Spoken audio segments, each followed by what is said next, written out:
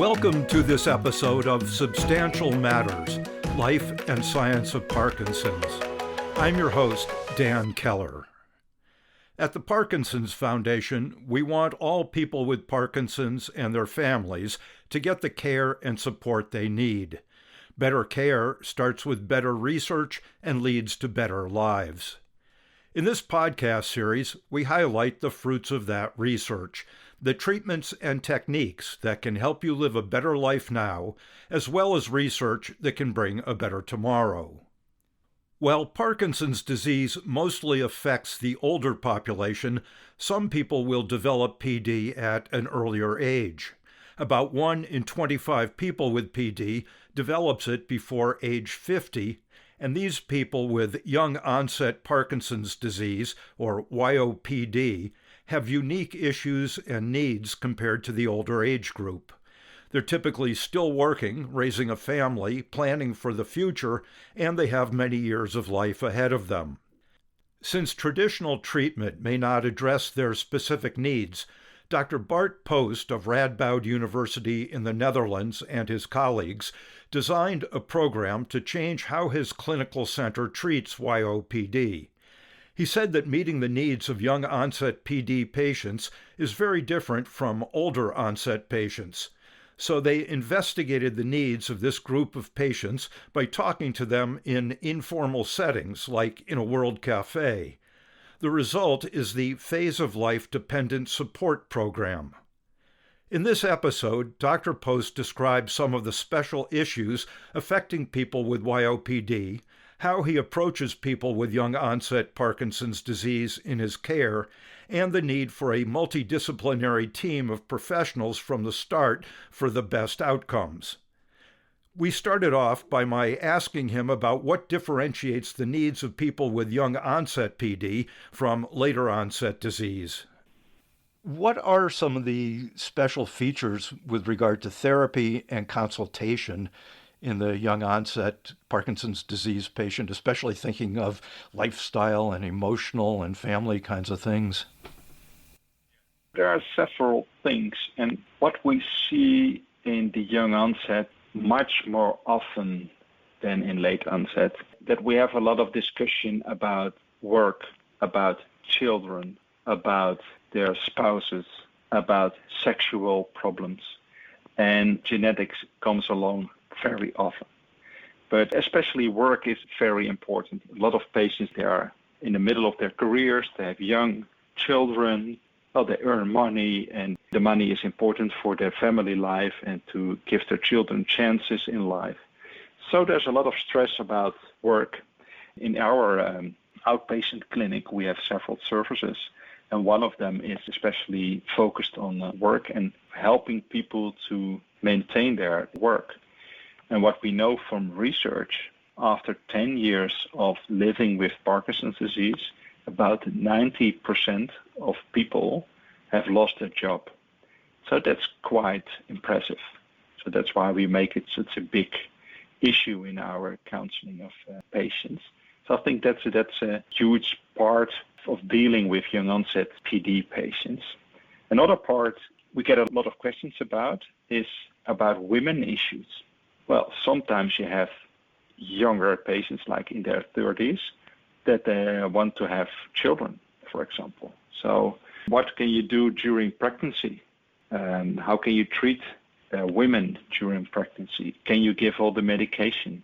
Are there risks for the delivery, for example? So we don't know a lot about it. We looked in literature, but there's not much prospective data. So we are working on a registry now together with the Mayo Clinic now to get more insight in risks of pregnancy for PD patients.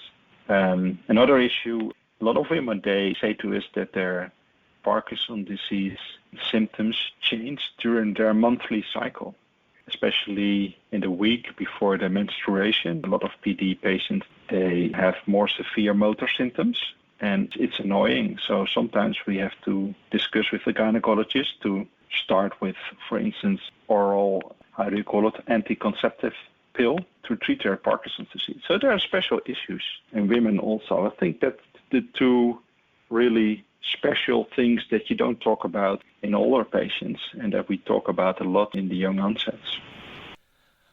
What about genetic counseling and genetic testing? I suppose counseling is critical to preparing a patient for their test results and letting them know what they mean. Yeah, we talk a lot. In the Netherlands, we have this guideline that we offer genetic testing to all patients that are younger than 40 years of age and to all patients who have one first-degree family member. So to all these patients, we say there's the possibility of genetic testing, and especially the genes, so the LRRK2, the GBA, the VPS35, and the alpha-synuclein, and then Parkin, DGA, and PINK1. They can be tested quite easily. And, well, we counsel them about their chances beforehand of having such a genetic mutation. And we counsel them about what are the chances of you giving it to your children and how will it affect the life of your children. So we talk a lot about it before testing. And in the Netherlands, we are, as neurologists, we are allowed to do that. I don't know how that is in the US. But we have a geneticist in our team. We have a molecular biologist in our team. So we do a lot of work before we test. And after we test, we have to discuss the results in our genetic counseling team before discussing them again with the patients. So we take a lot of time to discuss it, and beforehand and after the testing. So it's quite time-consuming. You've got a program for young-onset PD. So could you tell me about the young-onset PD phase of life-dependent support program at Radboud? Yes. We have this service for young-onset PD patients in the Netherlands and Belgium. And what we especially focus on, we have a neurologist, me and Bart Bloom. We are dedicated to young-onset PD, so all the young-onset PD patients especially come to our outpatient clinic. So we have a lot of experience diagnosing this disease and counseling patients about prognosis, about treatment. So we structured our outpatient clinic that patients come to dedicated neurologists. So that's the first thing we have in our service. The second thing in our service is that we have this genetic team. Geneticists, neurologists, molecular biologists, they come together once a month and they discuss all the genetic results before discussing it with the patient. We think it's very important. The third service we have in our clinic is that we work together with the rehabilitation center, rehabilitation doctors, especially for treatment of dystonia of the legs. We see that a lot in young onset PD patients, and we do a lot of botulinum toxin injections together with the rehabilitation specialists instead of treating them with levodopa or dopamine agonists. And then we have the work service. So that's an occupational therapist, a neurologist. And in the Netherlands, we have this medical specialist that is trained to counsel patients about work issues. I don't know if you have that in the US. I think in the US, it's a lot of occupational therapists that do this job.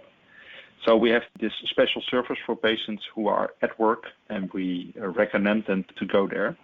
And the fifth part of our service is what we talked about earlier about the women. And we have a gynecologist in our team and a sexualogist for men and women and a gynecologist for the women to talk about several issues about sexuality and pregnancy, for instance. So those are the five services we have in our clinic. And what's really special about our approach is that we always go from the needs of the patients. I don't know if you saw our review in the Journal of Parkinson's Disease in 2020. It's called YOPD, a modern and tailored approach. And in this review, we have this really nice, I'm really proud of it. It's a mind map, and the mind map has been made by a patient. And we use it a lot to discuss the impact of Parkinson's on the lives of the patients, and then we pick out the most important things that patients tell us, and we try to help them get their grip on life back a little bit. The mind map looks like a very big undertaking for the patient. The one you put in your paper has probably like 8 different domains. I mean, there's things like partner as caregiver, there's work issues, there's emotional, all sorts of things. It looks like a real homework assignment for a patient. This is what is Xander, is his name, Xander van Rijzen. He's also working in our team. That's really special. So we took him in our team in the Radboud, and he's working with us to create this service. And we don't expect all the patients to make this. So we use it to talk about the impact. So we show it to patients and we talk through the mind map, but we don't make a mind map for every patient. So we use it to talk about it, and we show patients that it's possible that you come to us with a tremor, with dystonia, with bradykinesia, but that you say to us, but that's not important. I want to stay in work and I want you to help me with that. And then we can focus our energy on that and not on treating bradykinesia, for instance. So that's how we use it. So we don't make a mind map for every patient. In your phase of life dependent support program, you've described a really broad, multifunctional team of professionals, but what's the involvement of the patient? The patient is really, really important. The patient is the one who is steering this team. We have a lot of different professionals, but the professionals we use is always chosen together with the patient. We call it the triangle of care. It's the patient, it's a nurse that's specialized in PD, and a neurologist that's specialized in PD. And together, these 3 parties, they come together, they discuss, for instance, the mind map, they choose 2 or maybe 3 goals, and then they invite other professionals that are at that moment important for the patient, and then we start working with the patient. So that's from an individual point of view. When we look at the whole service, I'm heading the service, and we do that with a team of, I think, 7 people now. And in this team, there are 3 patients that work in our department. They're really employed by the Radboud MC. And we do that together with a nurse, a neurologist, and a physiotherapist. So driving this service is a team. We co-creating care. That's what we call it in the Netherlands. So that's how the patient is involved. So they are heavily involved in the service and in, of course, in their individual program of treatment. Based on patient input, have you learned anything about how they would like to see the care approach change?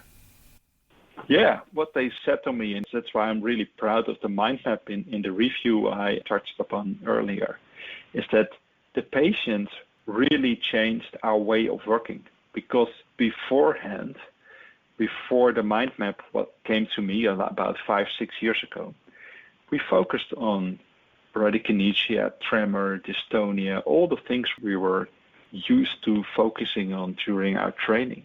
Well, this patient and his spouse, his wife, they opened our mind to the impact of Parkinson's disease on other parts of life.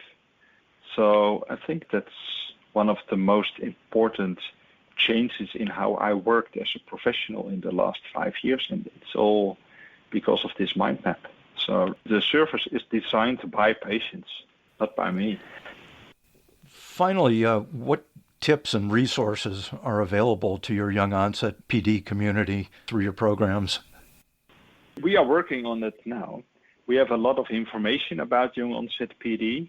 The patient said to us, well, you can have a service, but that's one thing.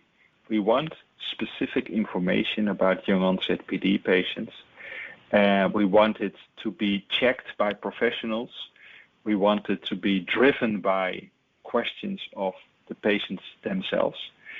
So we have a lot of, like we call it, one-paper information sheets about work, about pregnancy, about progression, about treatment. We share them in Dutch at the moment on the internet. We are at the moment in a process of professionalization of this website. So it's offline at the moment, but we are working on it really hard now to get this specific information about young onset up and running again. That's a really important part of our service to the patients. And furthermore, every year we do a lot of meetings. We go to patient communities to talk about young onset PD. Every year we have this young onset PD morning where we invite everyone and connect people to each other. We work together with the Dutch Parkinson's Foundation to get information spread to the Netherlands. So we do a lot of community work and to get information about young onset, right information into the community. Have we missed anything important or interesting to add? One thing when I was preparing this is that there's really a need for better data on young onset PD. And today we had a meeting with the Movement Disorders Society Task Force on Early Onset Parkinson's Disease, and we discussed this lack of good data. So at the moment we are working with a group of, I think, 15 to 20 neurologists and nurse practitioners and PD nurses on good research in this group of patients, because we need good big cohorts. We need a registration on pregnancy. We need genetics. Genetic counseling needs to be professionalized. So there's a lot of research to be done in the future, and we can only do that together with the patients. So we work together in the World Parkinson Coalition with a group of professionals and patients to do this worldwide survey in young onset PD. So we hope to get more insight into this specific part of Parkinson's disease and make life better in the future. Excellent. Thank you very much again. I appreciate all the time and the information. It's really nice talking to you and sharing my thoughts about this important group of patients.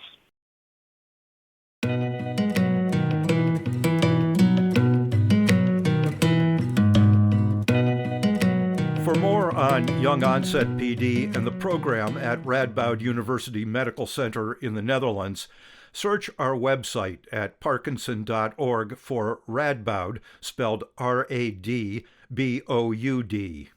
You'll find an article that is part of our Center of Excellence series describing the unique treatment needs of people with YOPD and how the program meets those needs.